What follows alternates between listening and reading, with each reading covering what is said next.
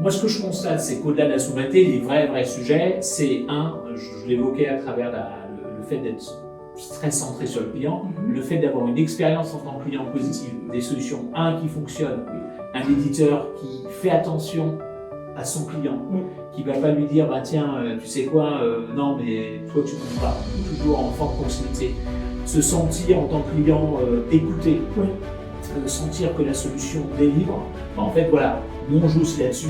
J'ai confiance parce que je le vois dans mes échanges avec les clients, c'est que souvent on nous dit ah je pensais pas que vous étiez aussi capable de faire ça.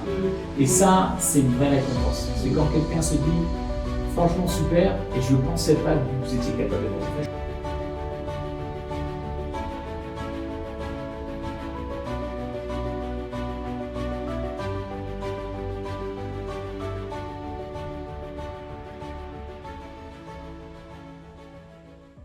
Bonjour Patrice. Bonjour. Merci beaucoup d'avoir accepté mon invitation.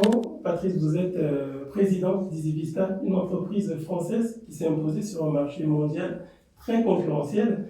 Mais avant qu'on entre dans le vif du sujet et qu'on parle d'EasyVista, j'aimerais qu'on puisse parler de Patrice en dehors de la casquette de président EasyVista. Donc, ma première question est de savoir quel est votre parcours avant EasyVista et qu'est-ce qui vous a séduit dans le projet EasyVista et qui vous a fait vous dire j'ai envie de prendre les rênes de cette entreprise. Ok, très bien. Alors, en fait, déjà, moi, j'ai un parcours qui est très informatique. J'ai fait l'intégralité de ma carrière dans l'informatique. À la fin de mes études, très rapidement, j'ai eu l'idée de créer une première société, un éditeur logiciel, dans les ressources humaines, donc dans les logiciels appliqués aux ressources humaines. Et j'ai eu la chance, dès cette première idée, de me dire que il fallait créer des logiciels en mode software de service, si ce n'est qu'à l'époque, en 1998, on ne parlait pas de software de service, on parlait encore de ASP. Mais en revanche, l'idée, ça a été de développer une suite de logiciels pour les ressources humaines, pour aider les ressources humaines à attirer, développer et fidéliser les salariés dans l'entreprise, et qui était livré en mode ASP, donc en mode SaaS pour nos clients. Donc une société qui était multitenante, SaaS multitenante. Et donc cette société, en fait, avec toute mon équipe, on l'a développée sur 4 pays principalement. La France, l'Angleterre, l'Allemagne et les Pays-Bas. On a gagné quelques clients aux États-Unis.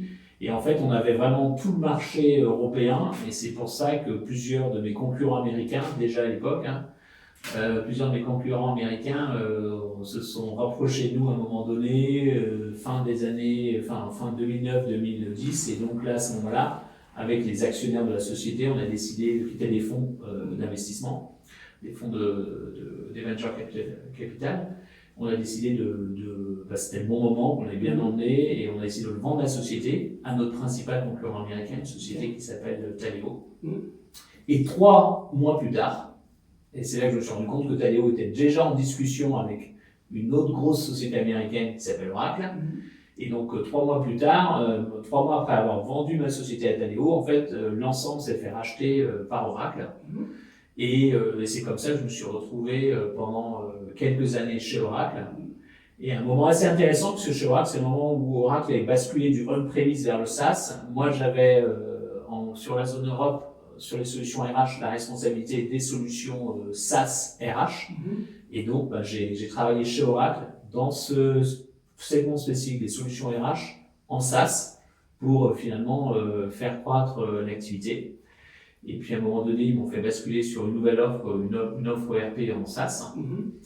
Et c'est vers au tout début du Covid, si je me souviens bien, de la Covid, si je me souviens bien, que les gens de mon ancien monde, des contacts de mon ancien monde, quand j'avais ma société qui s'appelait Job Partners, m'ont contacté, ils m'ont dit écoute, il y a une société que Euraseo est en train de regarder, qui s'appelle EasyVista, et on pense avec les fondateurs que tu pourras avoir un profil assez intéressant. Et donc c'est là que j'ai rencontré en 2020 les fondateurs d'EasyVista, c'est Benjamin. Et puis qu'on a commencé à discuter, voir comment les choses pouvaient se passer entre les fondateurs, Euraseo et puis moi, et qu'en fait on est arrivé à un projet, je dirais, un projet commun. D'accord, d'accord. Et qu'est-ce qui vous a séduit dans cette vision que Sylvain et Jamal vous ont présentée? Parce que j'imagine pas, il faut des arguments pour pouvoir convaincre quelqu'un qui a une boîte qui a très bien marché. Bah, ce qui m'a convaincu, c'est que, déjà, j'adore Sylvain Jamal. Ce sont des gens simples, des gens sains, qui comprennent que dans la vie, les choses sont pas simples, il faut les construire. Et donc, je sentais que l'ADN de la société était sain. Je connaissais pas du tout le marché. J'avais beaucoup travaillé pour l'Office of the HR, l'Office of Finance, mais pas l'Office of the CIO, donc l'IT. Donc c'était un marché que j'avais découvert, que je trouvais aussi c'était un élément assez intéressant parce que j'ai toujours été quelqu'un de très curieux et donc me dire que j'allais rentrer dans des choses que je connaissais pas, c'était aussi un levier intéressant. Mais surtout, je sentais qu'il y avait un beau produit et qu'il y avait un vrai potentiel parce que la société avait extrêmement bien marché en France, avec une vraie notoriété, et qu'il y avait un challenge derrière de la transformer, de la faire grandir, donc une vraie logique de croissance, de transformation, et puis aussi d'aller plus loin, d'avoir aussi une très très forte croissance sur d'autres marchés. Et Eurazeo apportait aussi dans l'équation une ambition pour pouvoir faire des acquisitions, donc je dirais qu'il y avait pas mal de choses réunies.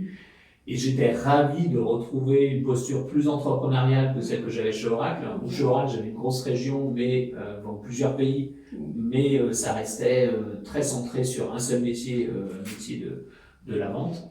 Et donc l'opportunité de reprendre la direction d'une société et avec une logique de transformation et de construction m'a beaucoup plu. D'accord. Et avec des beaux objectifs. Des beaux objectifs, une belle alchimie humaine. Franchement, Sylvain Jamal, on s'est tout de suite très bien entendu, on continue à se voir régulièrement. Donc non, c'était tout était réuni et ça n'a pas été un choix compliqué à opérer. Ok. Bah, j'imagine, Patrice, qu'il y a pas mal d'auditeurs, en tout cas certains auditeurs qui peuvent ne pas savoir ce que c'est EasyVista. Donc, qu'est-ce que vous résolvez comme problème concrètement pour vos clients? Comment est-ce que vous expliquez EasyVista aux personnes qui vous posent la question? Bien sûr.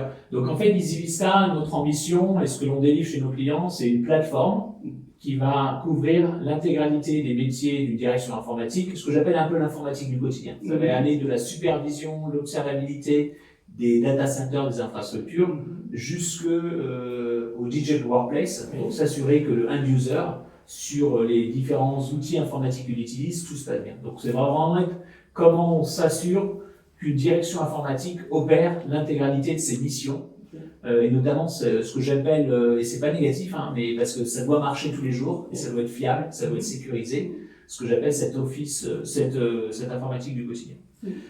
Et pour le faire, je le précise de plus en plus parce que c'est clé, de plus en plus dans ce que l'on délivre chez nos clients dans cette plateforme, on délivre des capacités via l'IA pour que l'IA aide les utilisateurs au sein de la direction informatique, donc que ce soit des capacités d'automations, de suggestions pour de la résolution d'incidents par exemple, ou de l'automations d'actions de déploiement d'un certain nombre de workloads ou d'exécution de certaines tâches. Et puis aussi pour l'utilisateur final, celui qui utilise l'informatique, le client final interne, qu'eux aussi puissent plus simplement interagir avec leur département informatique via notamment des logiques de conversation ou d'agents qui vont les aider à résoudre un certain nombre de sujets. Le fameux sujet de notre métier, c'est de réduire le nombre de tickets, par exemple, c'est un des sujets clés. Un autre gros sujet, c'est de pouvoir faire du self-healing ou du zero-touch resolution, le fameux shift left. Voilà, c'est ce vers quoi la plateforme, non seulement elle apporte des capacités fonctionnelles, mais des capacités fonctionnelles augmentées, améliorées par de l'IA de plus en plus, sachant que notre premier use case d'IA, je crois qu'il a été sorti en 2019, donc c'est pas récent, on ne fait pas partie de la dernière vague d'IA. On commençait à faire de l'IA, notamment sur toutes les logiques d'observabilité dès 2019. Ok. Et ça s'adresse à quelle typologie de clients? Est-ce que c'est plutôt de très petites entreprises? Est-ce que c'est de grosses entreprises? Donc aujourd'hui, sur notre offre qu'on appelle EV Platform, donc sur laquelle on a agrégé cette plateforme qui va gérer l'intégralité de ce dont a besoin une direction informatique, on va aller sur des clients qui vont de 5 à 30, 40 000 personnes. Je dirais qu'au-delà de la taille, et je vous ai donné un peu une taille en termes de nombre de salariés dans l'entreprise, au-delà de la taille, c'est aussi la complexité de l'environnement informatique que cette entreprise gère.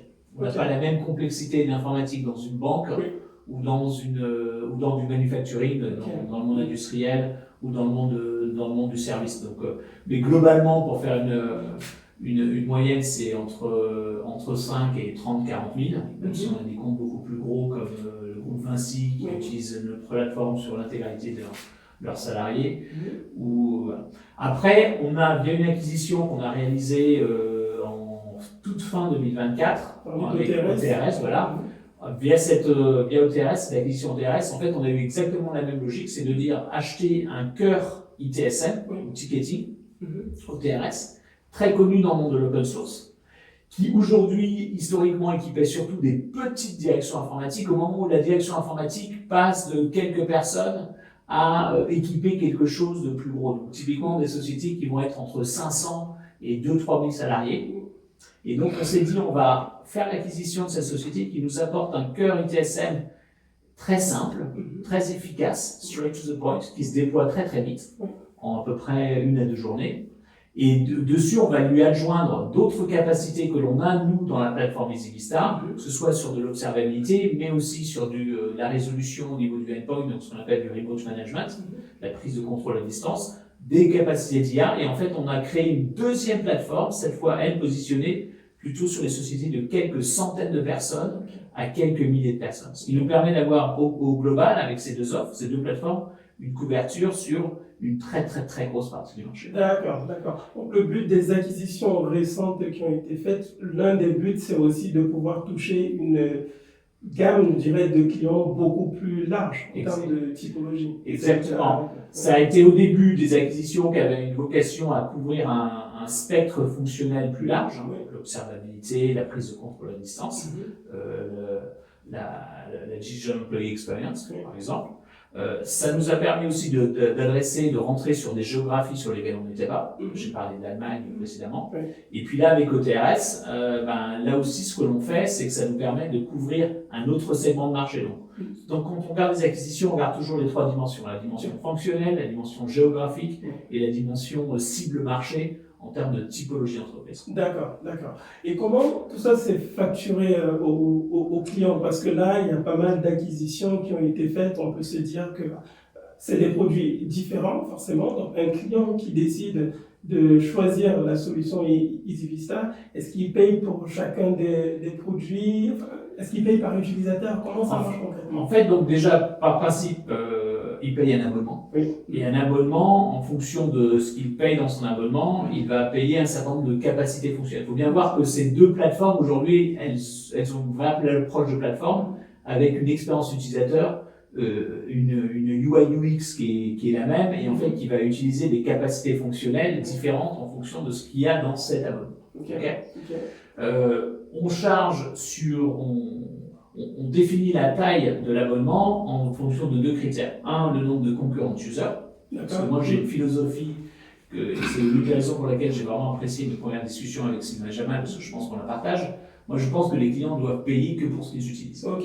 Donc, à la différence des éditeurs qui font des name users, et en fait, il y a des sièges froids, moi j'appelle ça des sièges froids, c'est-à-dire des gens qui payent une licence, mais qui n'est pas vraiment utilisée, et d'autres qui payent des sièges chauds. Nous, chez nous, on essaie de ne vendre ou de facturer les clients que sur des sièges chauds. Donc, ils sont certains que c'est des licences qui sont utilisées en permanence. Donc, déjà, et puis dans le mix, il y a donc des concurrent users, et puis aussi de l'usage. Parce que quand on vend de l'IA, quand on fait du monitoring d'assets, de CI, en fait, on n'est pas seulement sur la personne, mais on regarde aussi la complexité du patrimoine ou la taille du patrimoine informatique qu'on mesure.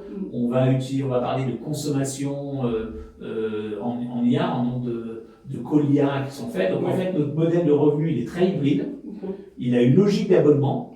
Mais dans la constitution de cet abonnement, il va y avoir à la fois d'un côté des droits d'usage, donc des concurrent users, et il va y avoir également des quantités qui vont être des quantités d'usage sur différents critères, que ce soit des calls IA ou ça va être des nombres de CIs qui sont. D'accord.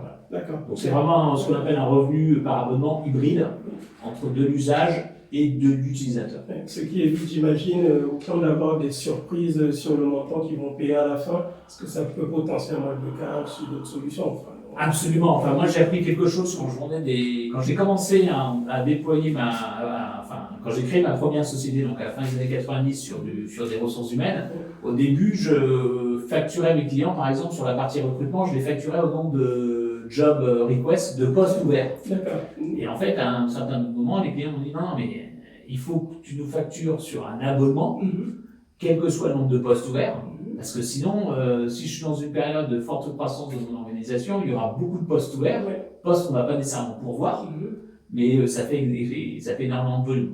Donc en fait, j'ai un peu appris dans mes jeunes années, à la fin des années 90, que ce côté, il faut que les clients payent pour ce qu'ils utilisent réellement, il faut qu'ils aient une prédictabilité, où ils soient capables de prévoir ce que ça va leur coûter, ce sont des éléments clés, et donc cette approche, on l'applique aussi chez EasyVista. D'accord, bon, bah c'est parfait.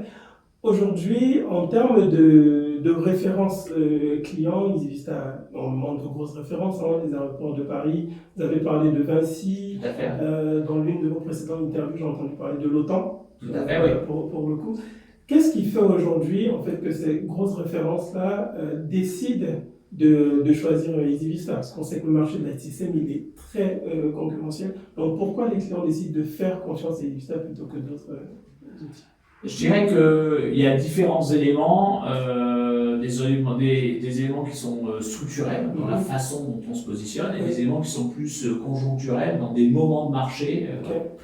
Donc effectivement, aujourd'hui, l'une de nos fiertés, c'est qu'avec la plateforme, on est allé sur des clients de plus en plus gros, même si on continue à servir des clients de 5 6 000 salariés, en tout cas avec les plateformes, et puis sur des clients plus petits, on continue à les délivrer via OTRS. Mais première chose, là où on est reconnu, notamment dans le secteur public, le secteur public, ça ne veut pas 40% de notre chiffre d'affaires. On va avoir à la fois des grandes administrations centrales, comme le ministère de la Justice, le ministère des Finances, les services du Premier ministre, mais puis on va aussi avoir des conseils départementaux, des municipalités, des SDIS. Voilà, donc on voit quand même qu'on couvre un spectre assez large d'entités. J'espère que l'une des choses sur lesquelles on s'est démarqué au-delà de nos capacités fonctionnelles, c'est sur la fiabilité et l'expérience client. D'accord. Là où j'ai souhaité quand j'ai rejoint EasyVista qu'on se démarque au-delà du produit, c'était sur ce côté centré client, en rassemblant des équipes de façon à ce que le client n'entende qu'une seule voix, une fois qu'il est en production, qu'il n'entende qu'une seule voix et que ce soit pas oui mais c'est pas nous chez CloudOps, c'est le support, c'est pas le support. Non, une seule voix et faire en sorte que le client se sente supporté et aidé dans la réalisation des missions qu'il a avec la solution et de la valeur qu'il souhaite créer. Donc ça, je pense qu'on a réussi à le créer.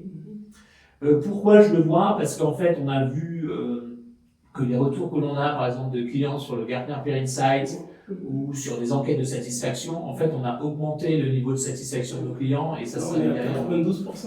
Tout à fait. Les taux de recommandation de nos clients chez Gartner, 92% de nos clients recommanderaient notre solution. On est en fait celui qui a le niveau le plus élevé de tous les éditeurs logiciels, y compris nos concurrents américains. Donc ça, c'est un élément que j'appelle structurel, parce que c'est dans l'ADN de la société, c'est dans l'ADN de ce que l'on souhaite pousser auprès de nos clients, et j'espère qu'on réalise nos missions au quotidien bien, et parfois ça m'arrive moi aussi de discuter avec des clients en direct, et c'est vraiment la chose que je mets en avant avec eux et que je leur demande de communiquer si c'est pas le cas. Je souhaite vraiment qu'on ait cette culture du client d'abord et de cette proximité.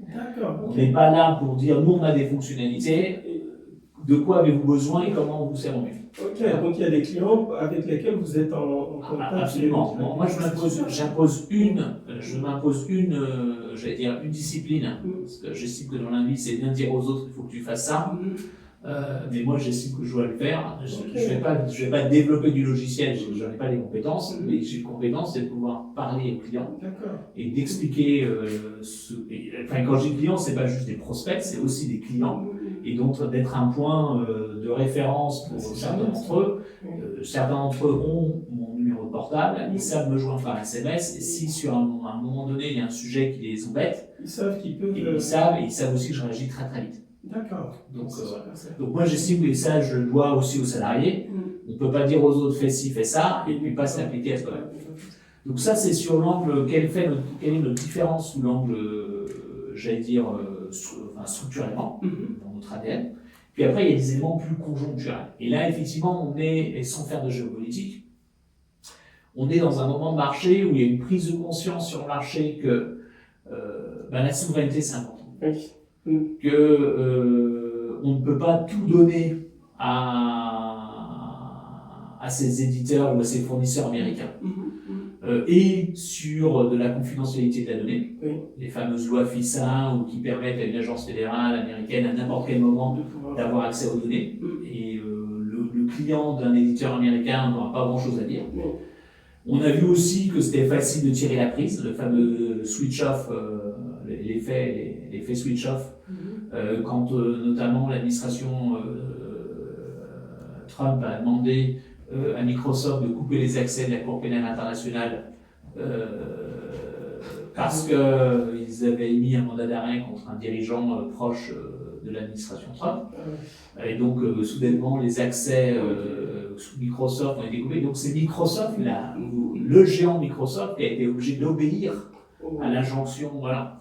Et ça a été la même chose, d'ailleurs, il a fait la même chose, pas seulement avec Microsoft, mais aussi avec Visa et Mastercard, parce que pour avoir lu des articles, ces personnes du tribunal pénal international, de la Cour pénale internationale ont aussi perdu leur moyen de paiement. Donc voilà, je pense qu'il y a une prise de conscience que la souveraineté, c'est pas juste un concept, ça peut avoir une réalité, et la pérennité, la solidité, la fiabilité de son système d'information, parce qu'une fini qui fait tourner, ce que je parlais tout à l'heure, l'informatique du quotidien, c'est faire tourner en permanence la société pour qu'elle puisse continuer à opérer.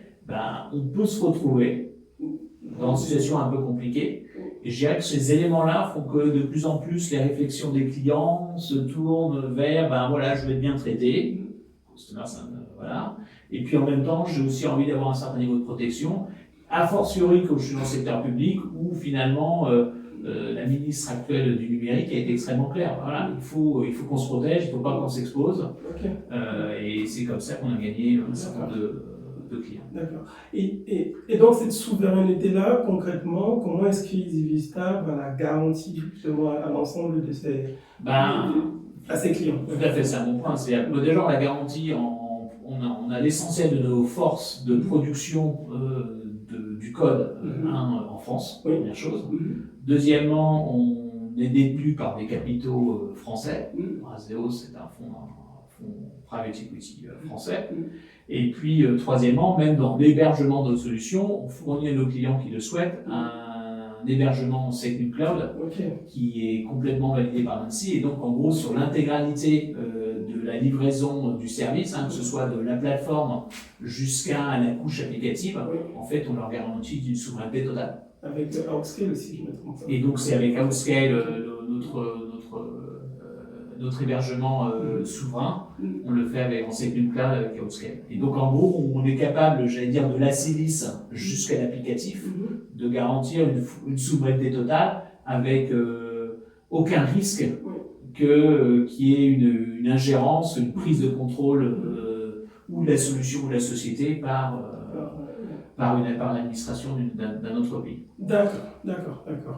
Et donc, là, on parle de souveraineté qui est un point qui est vraiment très important pour certains clients, pour la majorité des clients. J'ai l'impression quand même que parfois, on a tendance à se dire que si une entreprise française choisit de travailler avec un éditeur de logiciels français, c'est uniquement pour cette raison-là de souveraineté. Quels sont les autres éléments, quelles sont les autres raisons pour lesquelles les entreprises travaillent avec EasyVista au-delà de l'argument de la souveraineté? Je pense qu'effectivement, la souveraineté, c'est un argument qui paraît peut-être un peu évident. Maintenant, on ne gagne pas des parts de marché qu'en France. Aujourd'hui, les États-Unis, c'est 30% à peu près de nos clients. Donc on a fortement cru aux États-Unis, on a cru dans d'autres pays européens, et évidemment on a continué à croître en France. Moi ce que je constate, c'est qu'au-delà de la souveraineté, les vrais sujets, c'est je l'évoquais à travers le fait d'être très centré sur le client, le fait d'avoir une expérience en tant que client positive, des solutions, qui fonctionnent, un éditeur qui fait attention à son client, qui va pas lui dire, bah tiens, tu sais quoi, non mais toi tu comptes pas, donc toujours en forte proximité, se sentir en tant que client écouté, sentir que la solution délivre, bah, en fait voilà, nous on joue aussi là-dessus. Il y a parfois un peu de fatigue ou d'exaspération ou de frustration sur des éditeurs américains qui sont très gros, donc pour lesquels certains clients sont petits. Nous en fait on a une approche où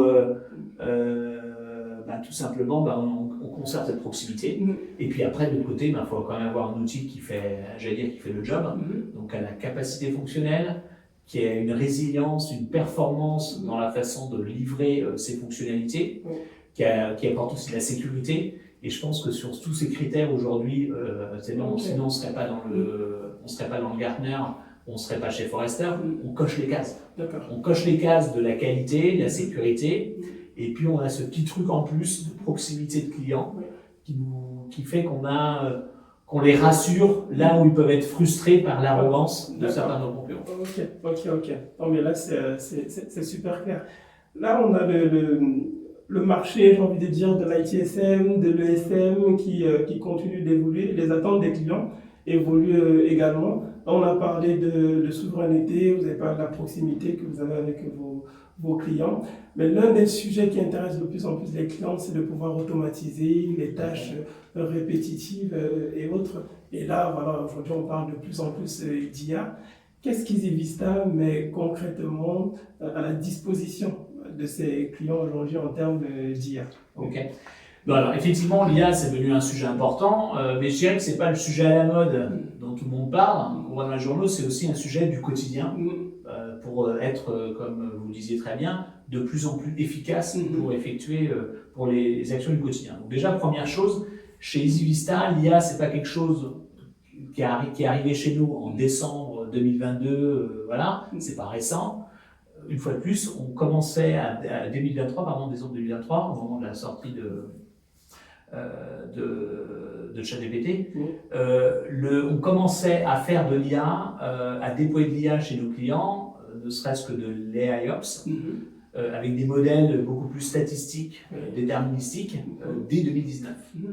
Première chose. Déjà, nos clients, par exemple, il y a une fonctionnalité qui s'appelle Nuit tranquille pour les patrons d'infra, les directeurs de prod, et qui leur permet d'évacuer les faux positifs sur une grosse infrastructure qui risque de tomber. Donc ça existe dès 2019. Et puis, au fur et à mesure, on a étendu nos capacités d'IA, avec du NLP notamment, sur plus des suggestions, donc des automations. Dans les suggestions, c'est permettre à un service desk, un support, un agent de support, de pouvoir avoir dans la résolution du ticket de la vitesse, de l'efficacité grâce à des suggestions de résolution sur des événements, sur des incidents similaires, corrélés. Voilà, donc ça par exemple, c'est un cas d'usage assez simple, les suggestions. Ça va être des automations. Alors, si on parle toujours au niveau du service desk ou du desk de support, ça va être des automations, des automations sur le fait de traduire, catégoriser les tickets, ou lancer une action qui va permettre de déployer un fixe automatiquement sans intervention humaine en fonction de la simplicité. Donc on va avoir des sets d'automations. Et puis là, les derniers nés qu'on a commencé à déployer sur la fin 2025, c'est ce qu'on appelle des conversations, où là cette fois c'est un agent conversationnel qui va permettre d'interagir avec l'utilisateur final. Donc là je suis plus dans la direction informatique, mais je suis dans les clients de la direction informatique, pour répondre à un certain nombre de questions. Et certaines de ces questions, la réponse à certaines de ces questions, en fait, ne va pas nécessiter une intervention humaine, mais va déclencher une automation. Donc les agents, il ne faut pas les voir par domaine, il faut les voir travailler ensemble, et de façon à ce que finalement un ticket ou une service request soit exécuté ou résolu sans qu'il y ait nécessairement l'intervention d'un membre de direction informatique. Ça signifie que grâce à l'agent, et vos intégrations, je pense Teams, qui ont aussi été notamment mises en Teams, place. avec l'orchestration Oui. également.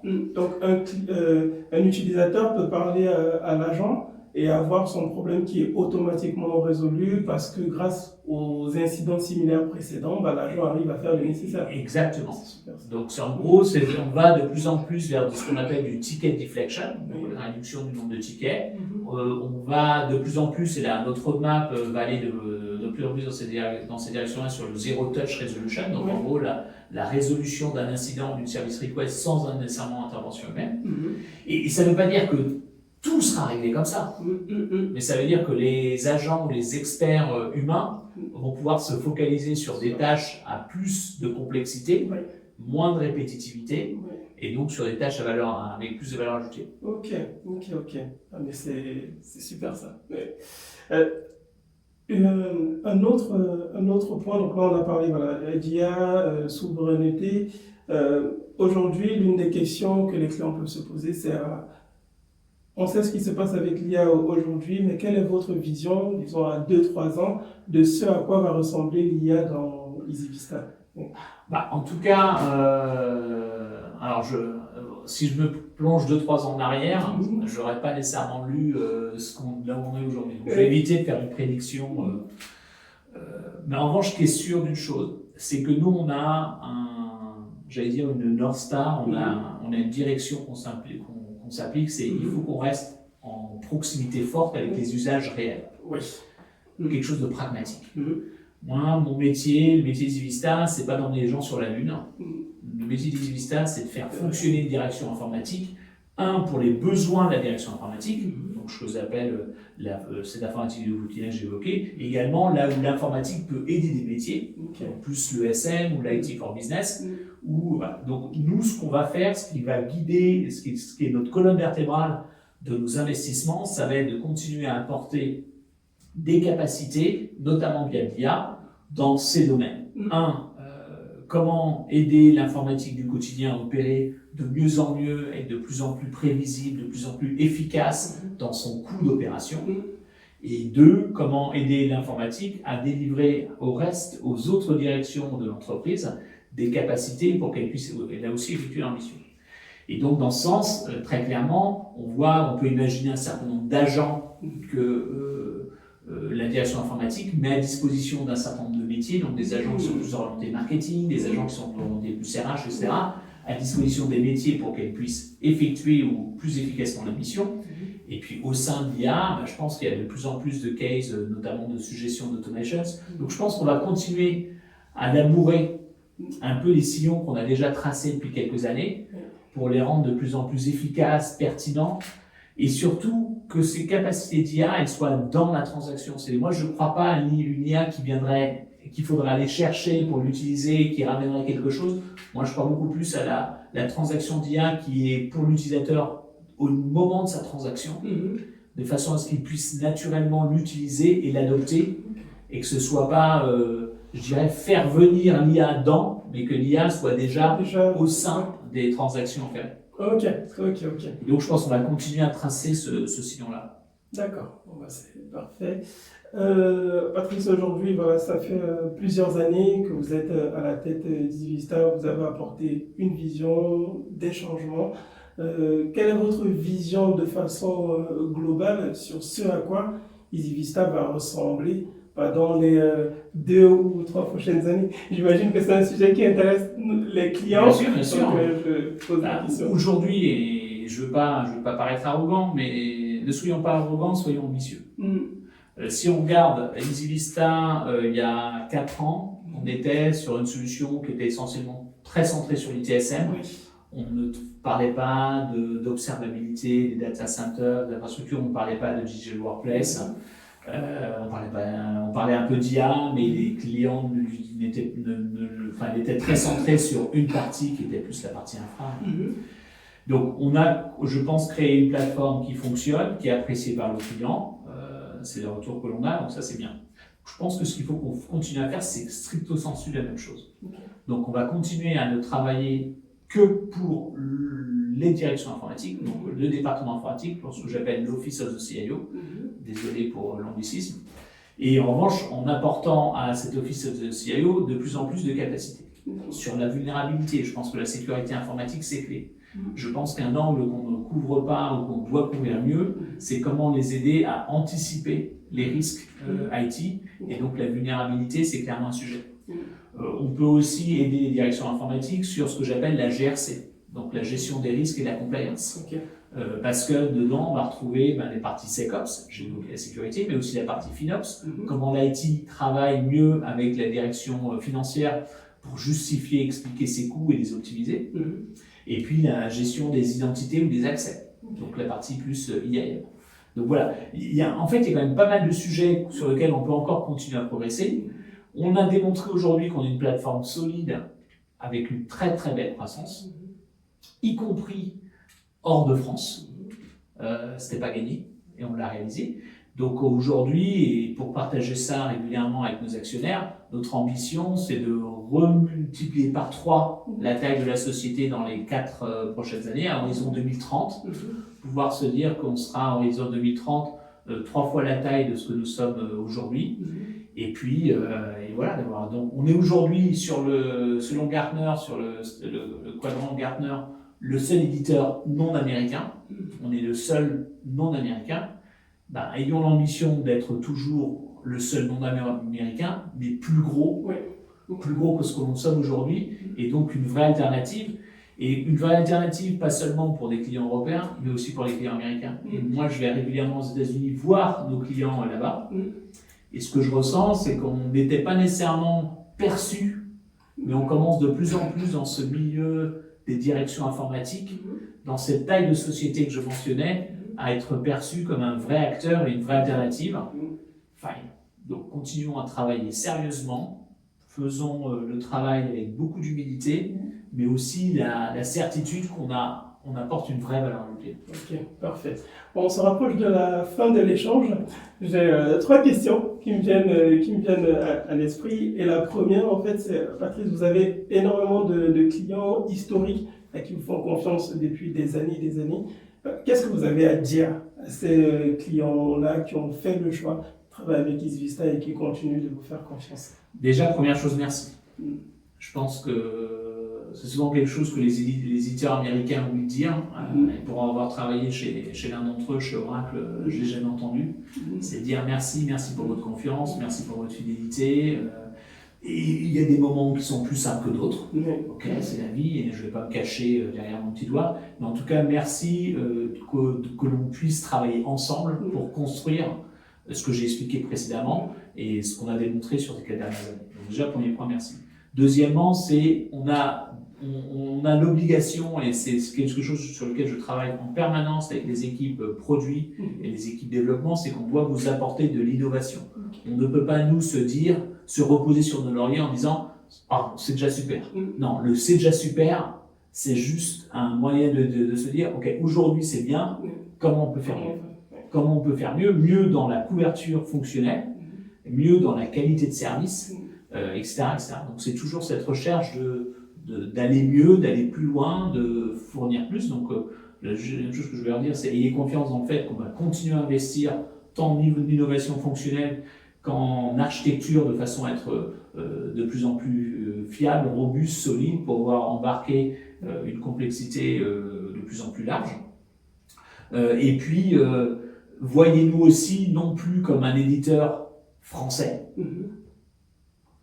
Commencez à nous voir aussi comme un vrai acteur international. Ayez la confiance qu'on est en capacité de vous supporter, de couvrir notre organisation, pas seulement sur ce que vous connaissez de nous en France, mais aussi à l'étranger. Aujourd'hui, la réalité, c'est que nos solutions sont utilisées avec des utilisateurs finaux qui couvrent plus de 100 pays. Donc il y a des gens dans différents pays dans le monde, plus de 100, qui loguent des tickets, qui ont des service requests, qui se reposent sur l'efficacité de la solution de la plateforme Isvista. Voilà. C'est ça la réalité, c'est pas demain, ça c'est déjà aujourd'hui. Aujourd'hui, on a des utilisateurs, les gens qui utilisent notre solution dans plus de 100 pays. Okay. Et donc, ce que j'ai envie de leur dire, c'est ça, c'est ayez confiance en nous. On a démontré notre capacité à grandir et on est là aussi pour grandir avec vous et bien au-delà de la France. Ok.